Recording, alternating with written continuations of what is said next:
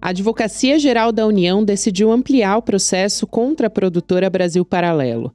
A ação foi aberta depois que a plataforma divulgou vídeos questionando a Lei Maria da Penha e exibiu conteúdos considerados desinformativos. Segundo a AGU, esses materiais vão além de uma opinião política ou crítica. Tratam-se de ataques diretos a uma legislação que é reconhecida mundialmente como um marco no combate à violência doméstica. Para a AGU, permitir que essas narrativas ganhem espaço sem contraponto pode minar a confiança da população em um dos principais mecanismos de proteção das mulheres. Esse embate jurídico está ganhando um peso ainda maior porque envolve a imagem da Maria da Penha. Ela, que virou símbolo da resistência contra a violência doméstica, tem a sua história associada a uma lei que salvou e continua salvando milhares de mulheres em todo o Brasil. Agora, essa lei virou alvo de uma produtora conhecida pela divulgação de conteúdos revisionistas e de caráter ideológico. O resultado desse processo pode virar um marco jurídico e abrir caminho para que outras ações de responsabilização contra fake news ganhem força no país.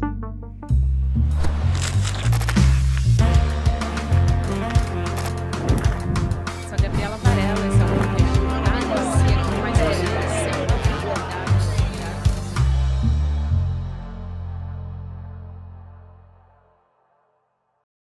Olá, seja muito bem-vindo, seja muito bem-vinda. Eu sou a Gabriela Varela, esse é o videocast em Detalhes que está começando. Aqui sempre com um convidado, uma convidada, a gente vai analisar uma temática, uma notícia importante do momento. E hoje eu vou receber a jornalista, repórter investigativa também da Agência Pública, que são nossos parceiros aqui no ICL, a Amanda Audi. Amanda, prazer te receber mais uma vez. Fazia tempo que você não vinha. É verdade. Oi, Gabi, obrigada pelo convite. Feliz de estar aqui. Feliz de te receber também, Amanda. Vamos começar tentando entender como é que está essa ação civil da AGU a respeito da Brasil Paralelo, porque ela diz respeito àquele documentário, se é que dá para chamar de documentário, sobre a Lei Maria da Penha, ouvindo o lado do agressor e usando até documentos falsos. A gente vai entrar aqui nesses meandros todos, mas para começar, como é que tá? Saíram notícias essa semana de que se ampliou o escopo. O que isso quer dizer? Ele foi tirado do ar após... não foi por causa dessa ação da AGU, mas por um pedido do Ministério Público do Ceará, que investiga a questão da desinformação nesse caso aí. O vídeo ele ficou no ar por bastante tempo. Foram muitos meses no ar. A AGU, a Advocacia Geral da União, entrou com ação em março desse ano. Depois de elencar uma série de inconsistências que tinham no vídeo. Então, esse vídeo mostrava alguns documentos que foram depois comprovadamente comprovados como falsos, expõe a versão do agressor, e o que a AGU diz é que ele tem o objetivo de causar desinformação sobre uma política pública e para fomentar uma campanha de ódio contra as mulheres e contra a principal vítima, no caso, que é a senhora Maria da Penha, que inclusive teve que voltou a ser protegida pelo Estado por conta dos ataques que voltou a sofrer agora, depois de anos que ela teve já o seu caso, enfim, colocado como principal referência nesse assunto, né? O marido dela, que é o agressor, que tentou assassinar ela 2 vezes, foi condenado em todas as instâncias. Comprovadamente, ele tentou assassinar ela 2 vezes. E não só no Brasil, como também pela Organização dos Estados Americanos, na Corte Interamericana de Direitos Humanos. Houve essa confirmação até de fora do país. Então, o que a gente pode dizer é que não há dúvidas sobre quem foi o autor dessa violência, e o que esse documentário fez foi tentar trazer essa versão dele como se houvesse dúvidas, de uma maneira a tentar descredibilizar a vítima e todas as outras vítimas anônimas, né? A Maria da Penha e todas as mulheres que sofrem com isso. Cotidianamente, infelizmente.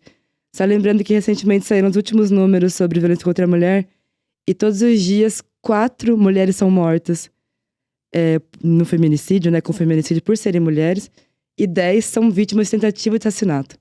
80% dos casos são um ex-companheiro ou companheiro. Isso a gente está falando diariamente. Diariamente, todos os dias. Essa contextualização é muito importante que você traz, Amanda, e essa questão da maneira como foi feita a condenação também do agressor é que o Brasil, o nosso país, foi condenado justamente por não tomar as medidas necessárias à época que a Maria da Penha sofreu tentativa de feminicídio e também as agressões que ela passou, as filhas dela passaram, toda essa história, assim, para quem leu o livro da Maria da Penha, tem detalhes que são escabrosos, é realmente muito cruel tudo que a Maria da Penha passou e, de certa maneira, ela está revivendo toda essa história e todas essas agressões à medida que está sendo vítima desses ataques, né, dessas mentiras que são propagadas com esse vídeo do Brasil Paralelo. Também gostei que você adotou o vídeo, vou adotar também, porque de fato não tem nada de informativo para ser um documentário. Mas esse contexto é importante, o vídeo ele é retirado do ar. Então, a extrema-direita tem se movimentado no sentido de dizer que a Brasil Paralelo está passando por uma censura. E isso também, existe uma discussão jurídica nessa ação civil da AGU também, né? Se você puder explicar um pouco essa questão. Bom, a extrema-direita fala que esse órgão da AGU, que é uma procuradoria que foi criada em 2023, está no governo Lula já, que tem por objetivo combater desinformação sobre políticas públicas, que esse órgão seria o chamado, entre muitas aspas, Ministério da Verdade, que seria usado para tentar calar opositores. Enfim, e o que a gente pode ver é que isso não é assim.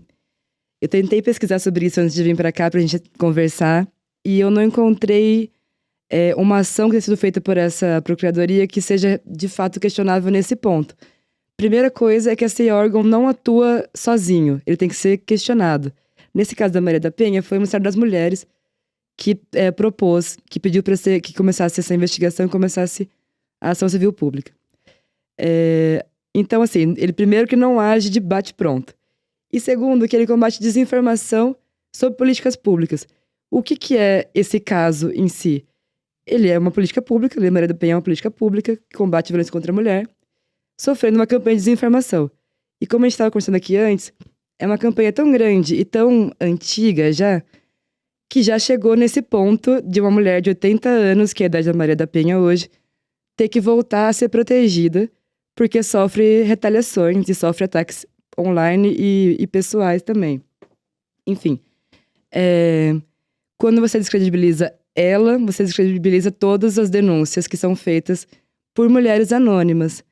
Né? Então, num país que é extremamente violento, qual é o objetivo de tentar diminuir o poder de uma lei cujo único objetivo é proteger as mulheres?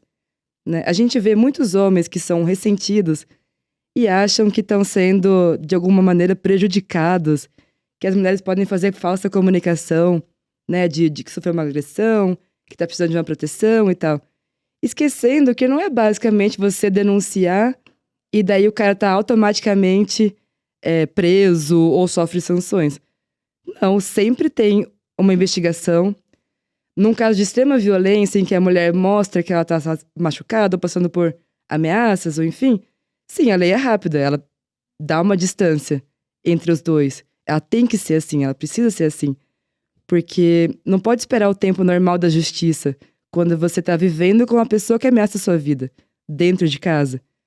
Ou que mora perto de você, que sabe os seus hábitos, sabe onde você vai, que tem acesso aos seus filhos, que também é uma moeda de ameaça, né? Uma certa maneira de também ameaçar, deixar a mulher com medo, enfim. Então tem esses homens ressentidos, que é o caso do próprio agressor da Maria da Penha, e de um senhor que foi também alvo dessa investigação do Ministério Público, que o nome dele é Alexandre Paiva, se não me engano. É um ser meio... Ele não é tão importante assim, se me permite dizer, mas ele só ganhou fama na internet e virou um certo influencer por justamente questionar a lei. O que aconteceu? Ele foi acusado pela ex-mulher de agressão, ela conseguiu uma medida protetiva contra ele foi afastado das 2 filhas, e com isso ele ficou bravinho, e agora a vida dele é tentar acabar com a lei.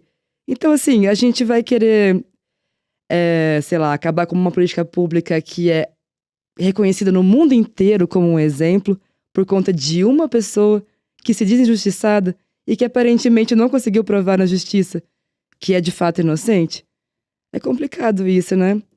Isso é muito importante, muito, muito importante, porque ele foi um dos entrevistados nesse vídeo do Brasil Paralelo. Isso. Vou aqui, até elenquei esses nomes aqui, porque eles trazem como se fossem pessoas, como uma espécie de testemunha. Nenhum deles tem um papel de testemunha.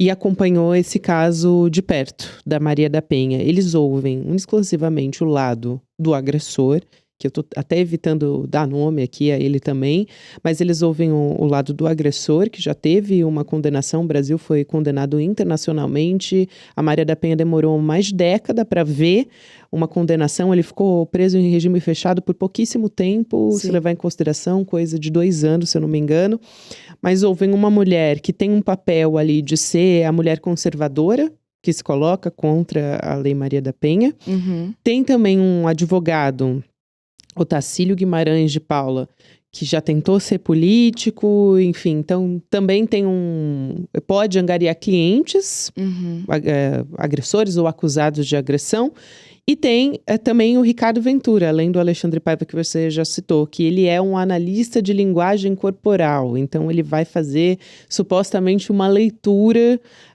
das emoções, enfim, do corpo, é esse que é o papel dele ali no documentário, e esse Alexandre Paiva, você já explicou, né, ele tem uma medida protetiva contra ele é a figura do homem injustiçado nesse papel, então ele tem um interesse muito claro nessa história.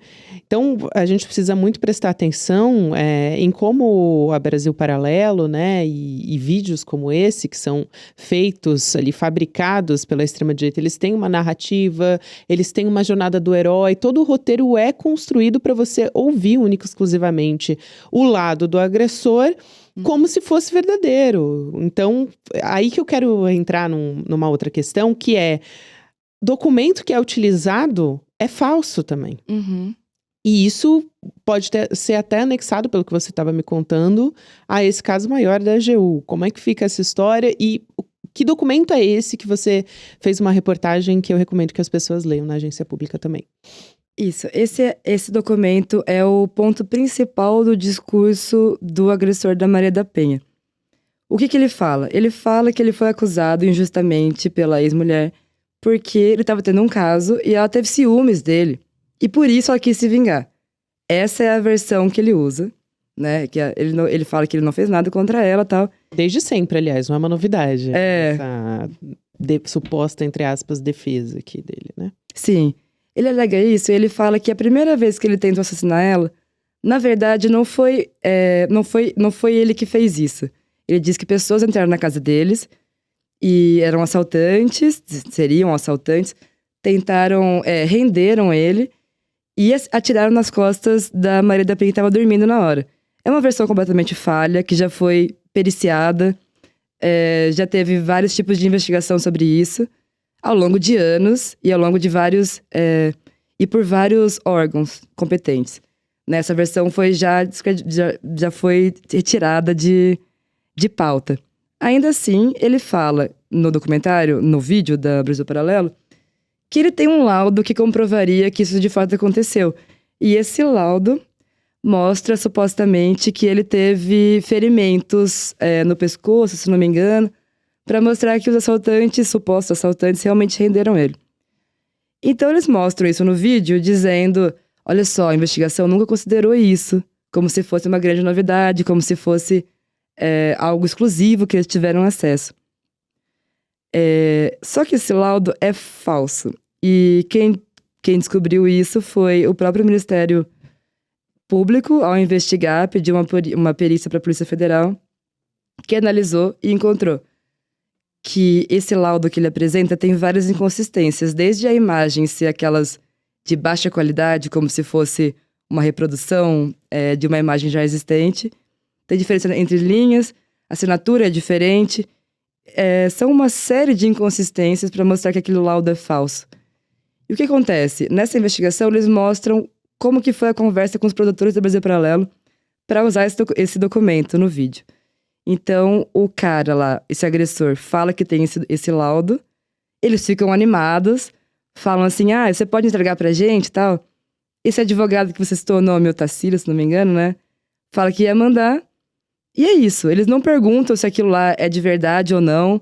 Eles apenas gostam, os produtores do Brasil Paralelo gostam de receber aquilo. Tanto que tem uma fala que também eles conseguiram pegar do celular que foi apreendido na investigação, que é do diretor do filme. E esse diretor do filme fala o seguinte, que isso ia ser muito forte e que isso ia acabar de uma vez por todas com esse negócio de Maria da Penha. Então, assim, se existe algum tipo de dúvida da intenção desse vídeo, de que realmente era para ter uma desinformação, e de que realmente é para tentar mudar a narrativa dessa lei, de tudo que foi feito a partir dela, eu acho que as coisas ficam muito mais complicadas de continuar defendendo depois dessa fala. O diretor dizendo que ia acabar de uma vez por todas com essa coisa de Maria da Penha. E essa ação também se baseia numa outra matéria que a gente fez no ano passado, que também é importante mencionar. Claro.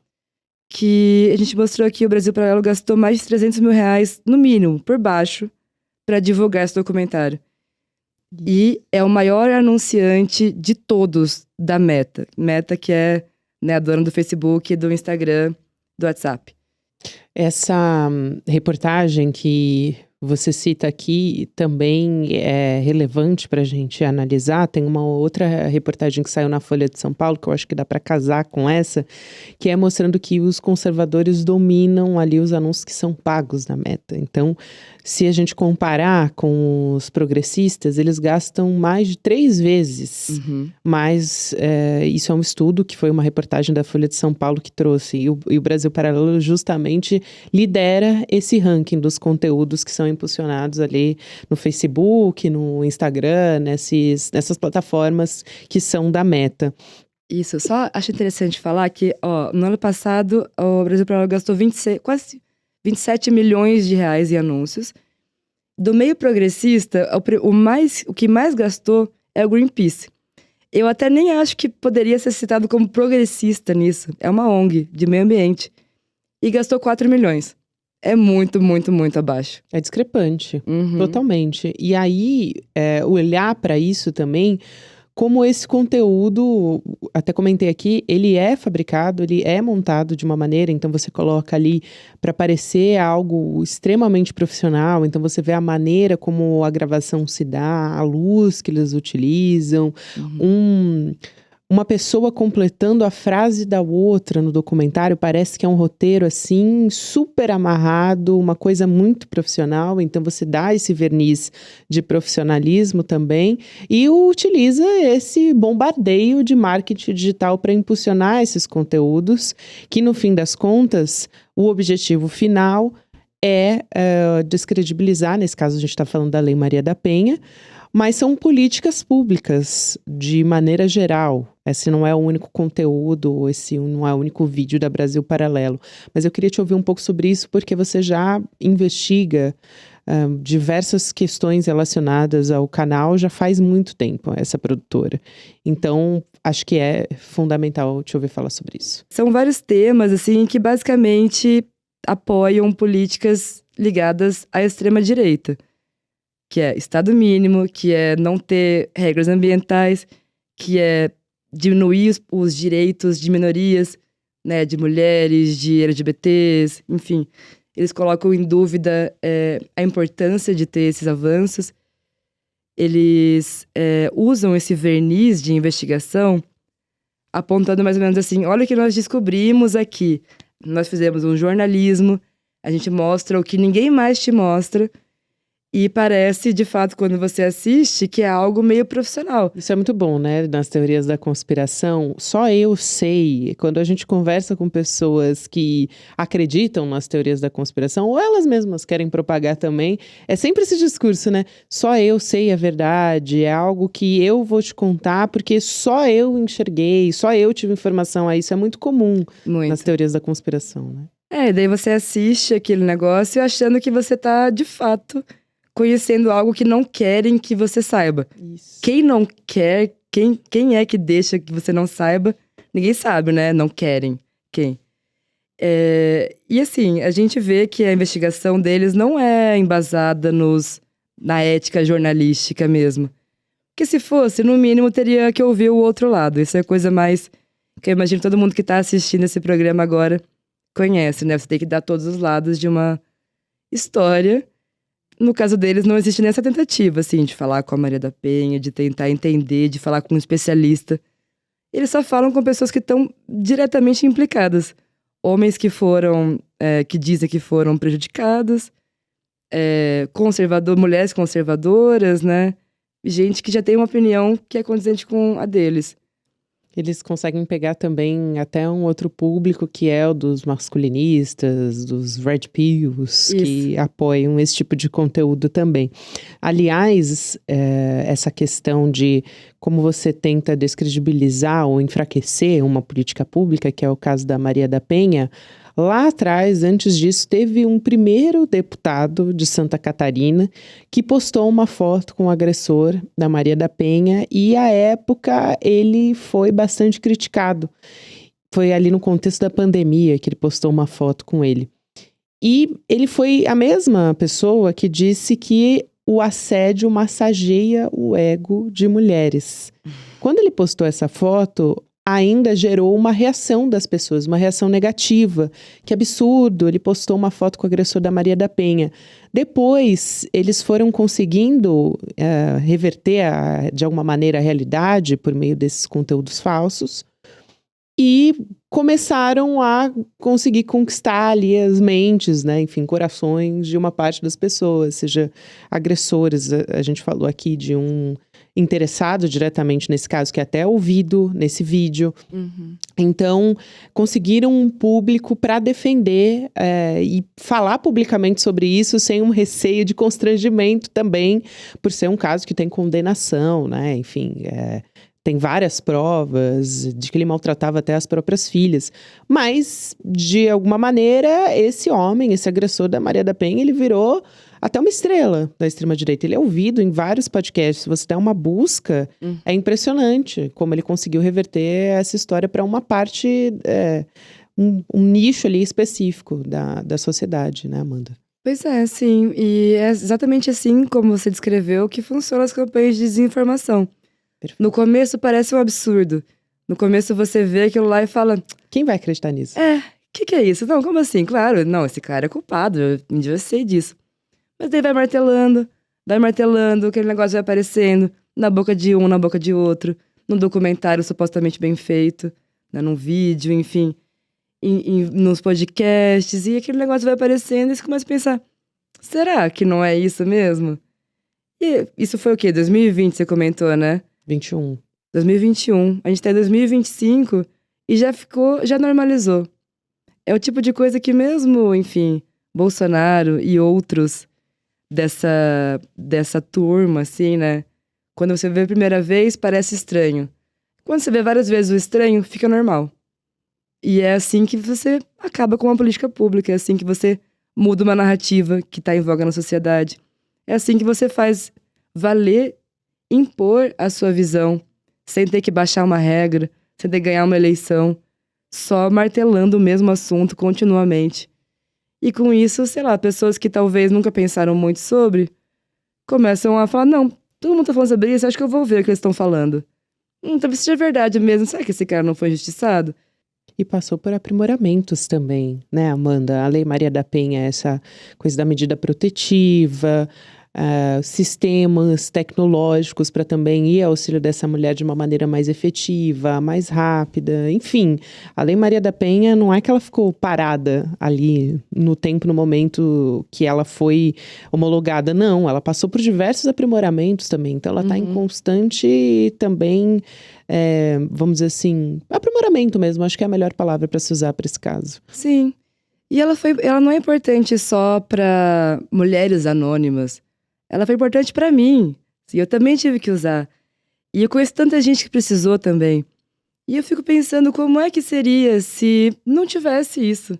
Se tivesse que esperar uma investigação, que no Brasil demora muito tempo. Se tivesse que esperar a justiça, que também demora muito tempo. Como é que fica essa proteção para as mulheres?